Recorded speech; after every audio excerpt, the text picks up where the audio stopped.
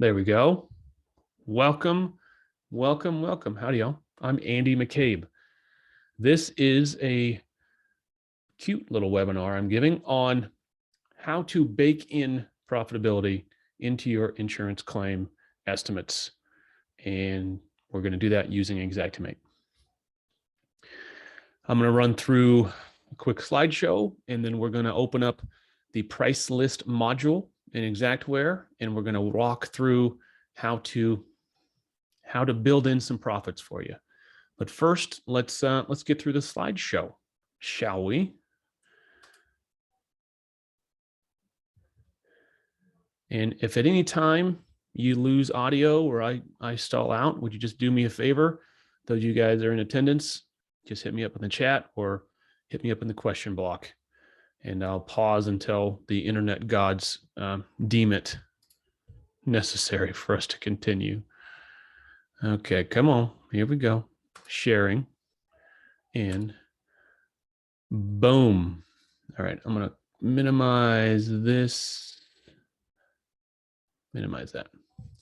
Okay, baking in profits. What do I mean by baking in profits? I mean, as we all should be doing, I mean thinking ahead and thinking about what your business needs as far as net profit in order to justify your existence and continue and to grow and to reinvest. We can't grow, we can't reinvest, we can't hire, we can't buy new vehicles unless there's money left over. That money left over is profit. So we're talking today about how to bake that in. So I'm Andy McCabe. I've been screaming into the wilderness for the better part of 15 years, and I'm a hardcore advocate for the consumer, the insurance consumer, and the restoration contractor. I started in 1999, sucking poop out of crawl spaces like a lot of us have. I'm trained in all the stuff, most of the stuff. I never went and bothered and get my certified restorer designation because that took a lot of work and I'm lazy. But I've been doing it for a long time. I started claims delegates, writing Xactimate estimates full time in 2012. Everyone thought I was crazy nuts. No one's going to hire to do that. And lo and behold, here we are 10 years later, and everyone and their sister is an Xactimate estimator these days. I do training, I do restoration coaching, I do consulting, litigation support, appraisals, umpire work, things like that. So if you can't find me, that's not my fault. I'm all over the place. So got a question, get a hold of me that way.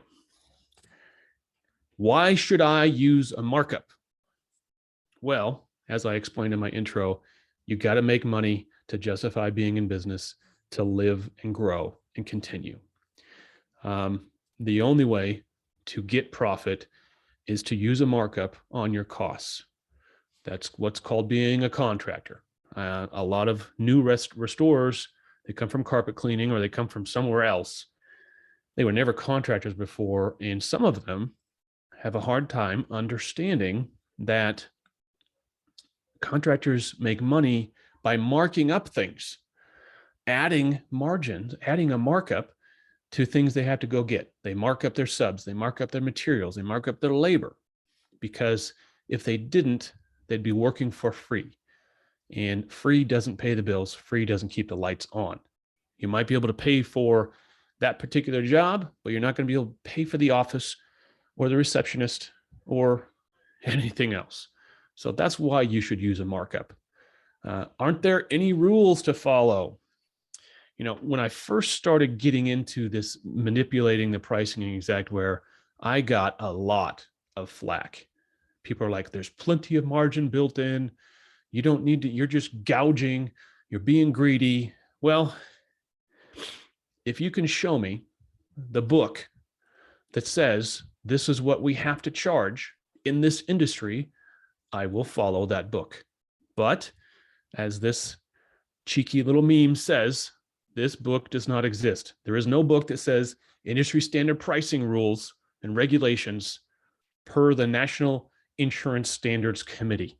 It doesn't exist. There's no website, there's no book, there's no white paper that says insurance claims have to be handled in this very specific way.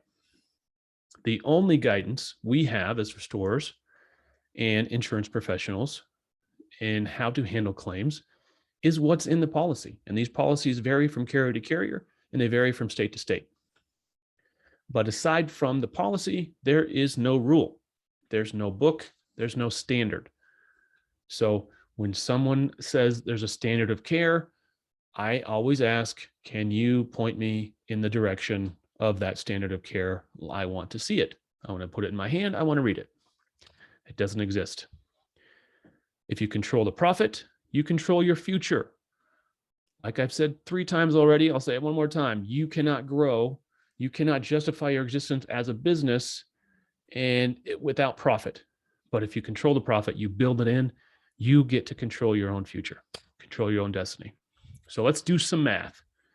Is this, I hope this is just my screen. Got my face over here. Here we go. Let's do some simple math. This is not complicated stuff, but it's important to understand at a baseline level how this stuff works, okay? Margin leads to profit. If you don't have margin, margin is what's left over after you do the job and charge for the job.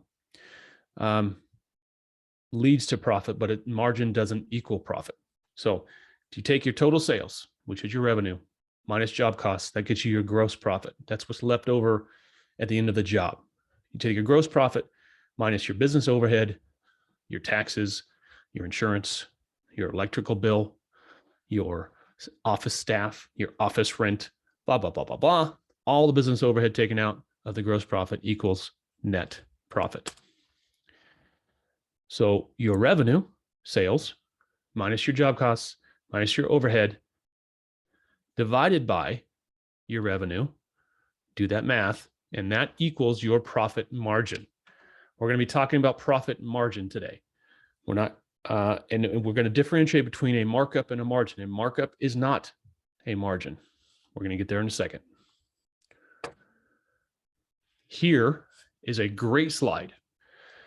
I think every project manager in restoration should have a picture of what's on the left-hand side of this on their wall, just to remind them. So if you'll just look at this, markup and margin are 2 different things. We're used to this 10 and 10 thing, right? 10 and 10 is 20% markup at the end of a file, right? Total estimate times 20% or 10 and 10. That is not 20% profit. That is at best, 16% margin. Okay? Xactimate is a job cost estimating platform. Let me say that again. Xactimate is a job cost estimating platform. The only way to profit is to mark up that cost. And here's a great slide. I stole this from, I forget who, Ed Cross was grilling some folks at a conference. I think it was RIA somewhere. And Mr. Bill Loveland decided to get up and say a few words. And among those words were, you've got to have the nerve to charge what you need to charge. This is Bill Loveland responding to the question, what do we say when the adjuster says we only pay Xactimate rates? And Bill Loveland is saying, well, you can't, if you're okay with Xactimate rates, use them. But if you're not, you've got to have the nerve to charge what you need to charge in order to make a living, in order to make a profit. This is coming straight from the top. So what is a reasonable profit? Let's talk about that. Let's have a little bit of a, how do I unshare? What do you think? Let's start a poll, a poll. Let's start a poll. Here we go. I can do this. I have the technology. Create. Here we go. Maybe. What? Oh, whoa. It's doing some weird stuff. Okay. Never mind. That's not what I meant to do. All right. Put it in the chat. What is a reasonable profit? You can do, let's do two different profits. What's a reasonable job gross profit on a job, and then a net profit at the end of the year? What do you guys think?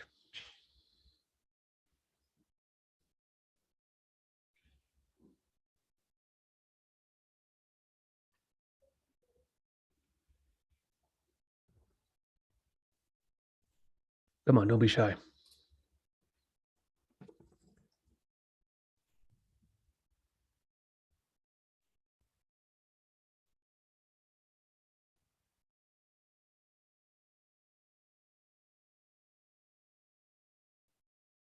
Nothing? Okay, that's fine. The numbers I've heard throughout my career, 35, 40% gross on jobs, mitigation, 50, 60% gross, 65%. I've heard of guys doing 75% gross profit, but I don't think they're job costing correctly to get there. Yeah, 30, 37, decent margin. That'd be a gross profit margin, right, on a job. I don't disagree with that at all. And then net profit. Everyone I know, okay, Jacob's a little bit higher, but I'm assuming that's a gross profit as well. So those are gross job profitability, which is great. What about net? What about net end of year as a percentage? What's reasonable? And before we answer that question, we have to ask ourselves, what kind of risk are we taking? What kind of risk as an owner, putting all their money on the line, putting their business on the line, what kind of risk are they taking with their money? And what kind of reward does that risk warrant? And I would argue, if you're not making 10% on your money, on your efforts, why are you doing it? Why are you doing it? There is a high level of risk in this industry that we're not going to get paid. We're not going to get paid in full. We're going to get sued. That's just the nature of the beast. These are three risk areas that regular contractors don't have, because regular contractors aren't dealing with the insurance component, insurance adjusters and carriers and all that nonsense. So I would argue you need to be aiming for 10 to 15% net end of the year. Okay. Let's come back here.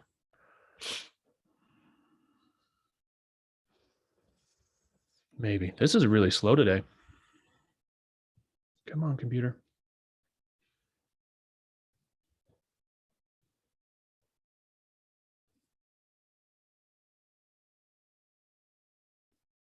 Come on. There you go. So we had numbers from 30% to 50%, right? In there, gross profit. So if we use the 30% number and we split the difference between 10 and 15 for net, and we use the number of 12, that means we need to build in a margin of 32% on our work. We need 32% to break even according to our goals. If we don't get that net profit, we're not breaking even, we're losing money. We're moving backwards. We don't cover that overhead, we're moving backwards, we're losing money. So we need at least 32% to cover. That's a great quote from Roger Howson. He's a long time adjuster. He's older than dirt. But we were talking the other day and he said 10 and 10 is only enough if additional markup is used. And what he was talking about is using 10 and 10. I'm about to show you at the end of the estimate in Xactimate, like showing it, but baking in the rest of the margin you need into the pricing. So 32% break even requires a 47% markup. Go back to this. I'll send you guys a PDF of this so you can print it out, but it's not that super complicated. It's an Excel spreadsheet, but you need 32% margin. Just go down to 32, 31.97. You need to mark up your work 47%. And that builds in a profitability of 10,000 minus 14 minus, 4,700 bucks on your imaginary $10,000 job. Let that sink in for a minute. Look at those numbers. Mike Fulton was at the RIA last week or 2 weeks ago, and he was saying, if you need a 50% margin, which is not unreasonable, these are his words, not mine. If you need a 50% margin, that requires a 100% markup. Okay? So here we are. This is going to get into what we're going to do in a little bit in the second half of this. 47% is the markup we need. We're going to back out our 10 and 10, and that means we need 27% additional markup onto the pricing when we do our work, when we do our estimates. All right, got that? This is how much markup is built in to Xactimate. Zero. None. Xactimate, according to Bill Loveland, according to the Xactware white paper, and according to Mike Fulton, does not build in contractor markup. The margins are not built in. Xactimate is a cost estimating program, and it's good. It's really good. Xactimate can tell me how long it's going to take to paint a room and be pretty close to accurate. It can tell me how many man hours I'm going to have on a job and be pretty close to what it's going to take. They've been at this a while, but the one thing they do not do is tell us what kind of profit we deserve and what kind of profit we're going to bake in. That's up to us. So I will send you guys a copy of the latest white paper on overhead and profit, but here's some excerpts from that. General overhead expenses incurred by a general contractor that cannot be attributed to an individual projects and include any and all expenses necessary for the general contractor to operate their business. Nope, wrong button. Here we go. The amount of overhead and profit is left to the discretion of the estimator. That's us. We get to choose. And it looks like I repeated a slide there. So part of what Mr. Fulton said is they have provided the tools to build in the appropriate margins for us. They gave us the tools. It's up to us to use them. All right? So let's get started. If you guys will go to pricing.xactware.com/editor, we're going to do this. But let's take a quick break and see if there's any questions.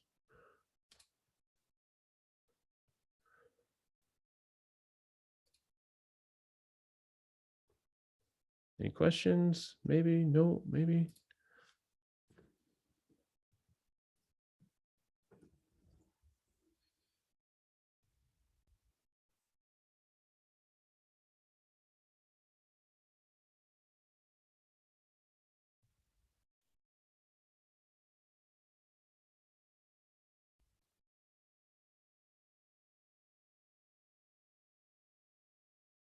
Okay, not seeing any questions.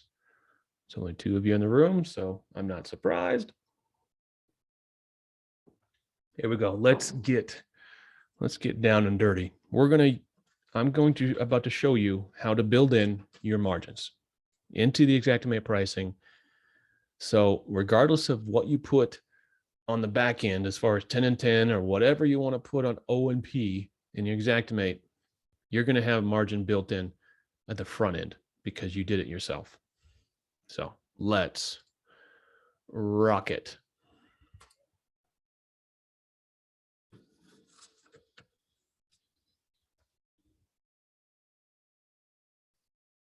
There you go. Come on.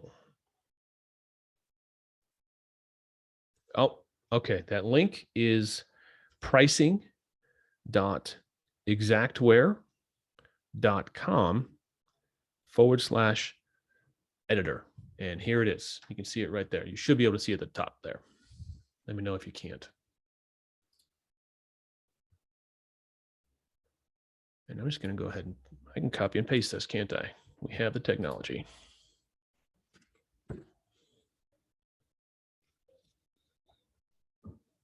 All right, Jacob, you want me to hold up for a second until you get there?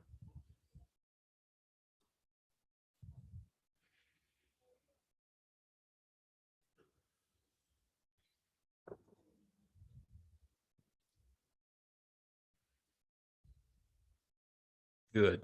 All right, let's rock it. Okay, the first thing you're going to do is go to markets, right here, right in the middle of the screen. Go to markets. Here you can see all of the pricing markets that I have set up for my business and my clients. I have marked up these according to my individual clients' desires and needs. And so all I do every month is republish these price lists, and it catches all the new stuff that Xactimate adds every month. But it maintains the factoring that I put on it, which is kind of slick. This is new for X1. It was a little bit more cumbersome for Xactimate 28. So I like this. Okay, we're going to go to here, the little blue plus button, and add a market. So in Jacob, let's do an example for you. So why don't you tell me what market you're in?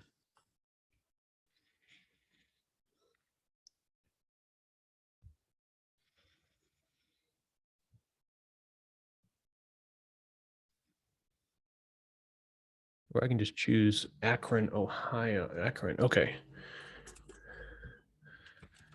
Is that Akron? Let's just call it, it's got to be caps, Akron, OH. Let's just do that. And then this is Akron, Ohio, and surrounding. You can come up with whatever you want to call that. Sorting order, honestly, I have no idea what this means. I'm going to put 3. I don't know. But here, OHAK, you have to link whatever market you're creating to the existing price list in Xactimate. So this should be the existing price list. And you start typing, it comes up, you just click on it. Here we go, right? So write this down. AK, I'm going to write it down too, just for funsies. AKRONOH.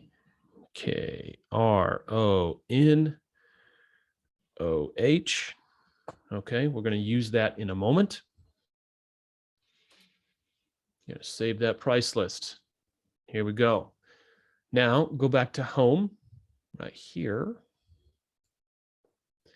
And then underneath, go to markets, there's factor prices. We're just going to click on factor prices. And for this one, we're just going to do our new one.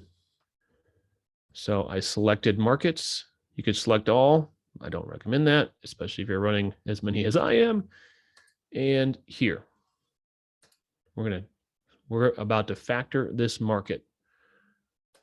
Over here, you pull down menu, I go increase, increase, increase.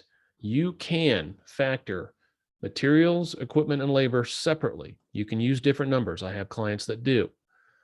They don't feel like they need to mark up their equipment as much, maybe. But some of them say, I need to mark up my material 50x or 50%. Or I need to mark up my labor 70% because their labor market just might be cuckoo crazy. But it's important that you mark up at least to your profit needs. And what was that number we just came up with? 47%. And then if you're going to be using 10 and 10, that 47 is now 27%. Right? Are you following? Easy numbers. Easy numbers. And these are small numbers. I wouldn't be afraid to really hit this. And if you're not doing 10 and 10 on your estimate, this needs to be 47%, according to the numbers we just came up with, right? But for now, let's just do 27, okay? And then you just go factor pricing, bottom right. That's it. You can get more detailed with it, but why? We're talking about overall profitability. We're not talking about profitability on certain items versus others. And we can stand by the number we just came up with, right?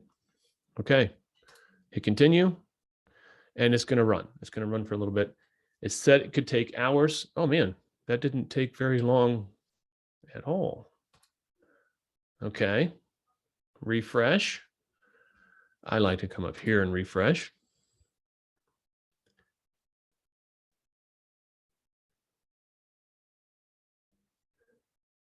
And now the last piece, we have to publish the list that we just came up with. Okay. We're going to publish. We're going to select our list, Akron, Ohio. We're going to, I have more than one instance of, I have more than one license, more than one instance. So I got to publish them to all my instances. You probably only have one there to choose from. Just make sure it's selected. And this is less and less important, but allow others to duplicate these prices. Version, Xactimate 28, whatever. This is important. If you're going to be using this process on a consistent basis, I recommend coming up with a nomenclature that you use every time. My nomenclature is, what quarter is it? What year is it?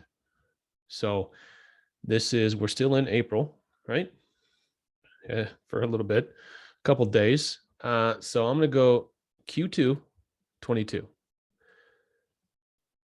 and write that down. Q2 _ 22. You can use whatever you want there. You can see here, market suffix. That's how they put it. Okay. Then I'm going to publish it. And this might take a minute. While I'm doing that, I'm going to open up my Xactimate.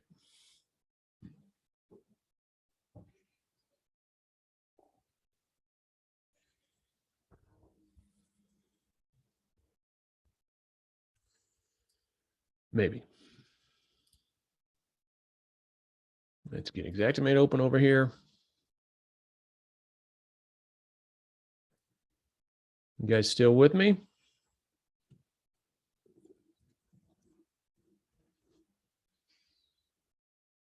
I think I remember my password. And it's logging in. And we're there. Okay. Let's reshare.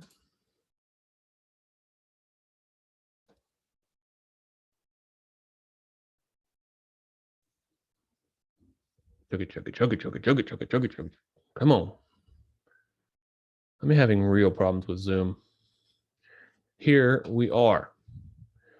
So there is no good way to get this price list. Oh, it's not quite done yet. Let's give it a minute. There's no good way that I could see. Once again, somebody should correct me if they know. I don't see a way to directly download this price list that we just made to our desktop, to our computer, or anything like that. The only way I know is to open an estimate. Here we go. It's been published. I'm going to hit refresh just for fun. The only way I know is to open an estimate and download the price list into that estimate. Okay. Let's find my sample.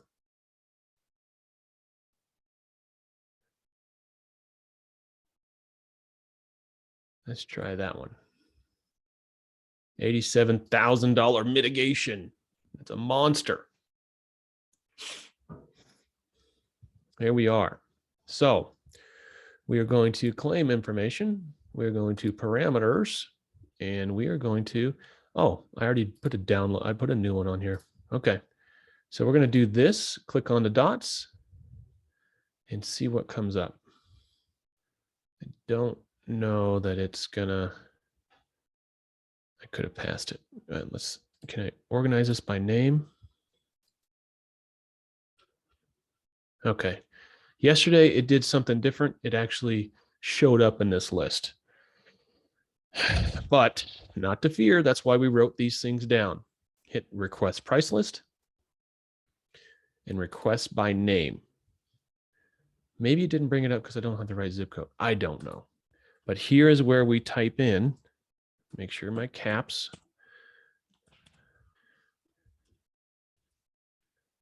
See what I did there? I put in the name and then the suffix OHQ222 and download. It should find it.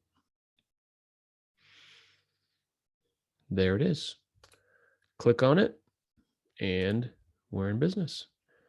And let's do that. Okay. It's going to ask if I want to reprice. Sure. Why not?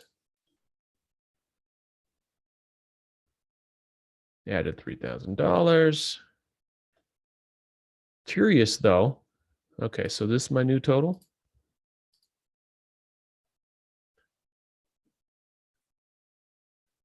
Let's take a look at that. Okay, let's leave that up. Can we leave that up? No, 92,601. Let's go back to Akron. Let's request a price list. What was the zip again? That's by name. It's OH, wait, OHAK, right? Let's see if we can find it.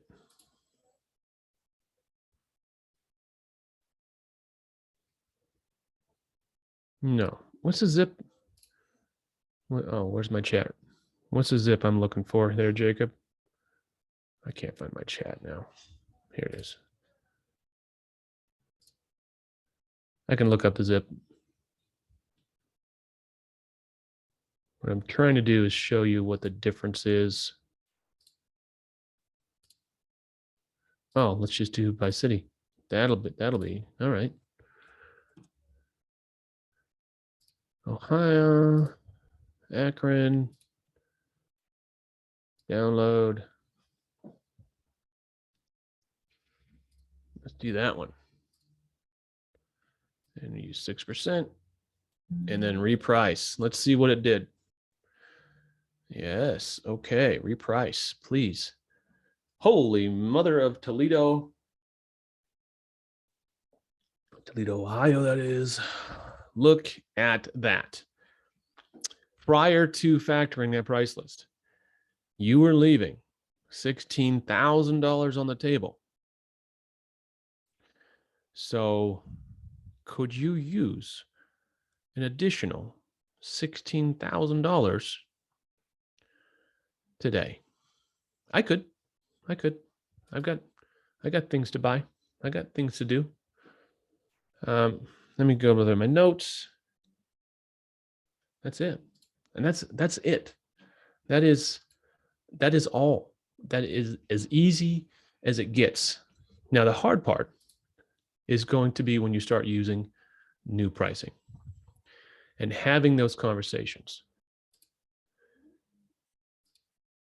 There we go. Those conversations are going to be very, very hard at first. Those adjusters are going to lose their minds because they don't know that there is no rule book. They don't know that they don't get to tell you what you can charge. All they know is what they're told, and they're not told much, and they're not taught much. They are just, your average adjuster is just a drone, and you need to treat them as such. They're not your client. So this is only hard if you don't believe the number yourself. If you don't believe the number, then don't mark it up, right? If you don't need the money, don't mark it up. But if you do, I think I just showed you how.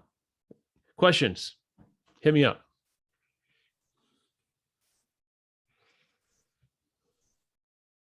Nothing? Nothing? Are you guys ready to go make more money? I am. I'm looking forward to it. So that's it. That's all I got. No fireworks, no fanfare. Yeah. So if you have any questions, I'm going to make sure you guys have my email address on my cell phone and hit me up. Otherwise, it was awesome having you. And I guess I'll see you in the groups. I'll see you on the interwebs. All right. All right. Be good. We'll see you.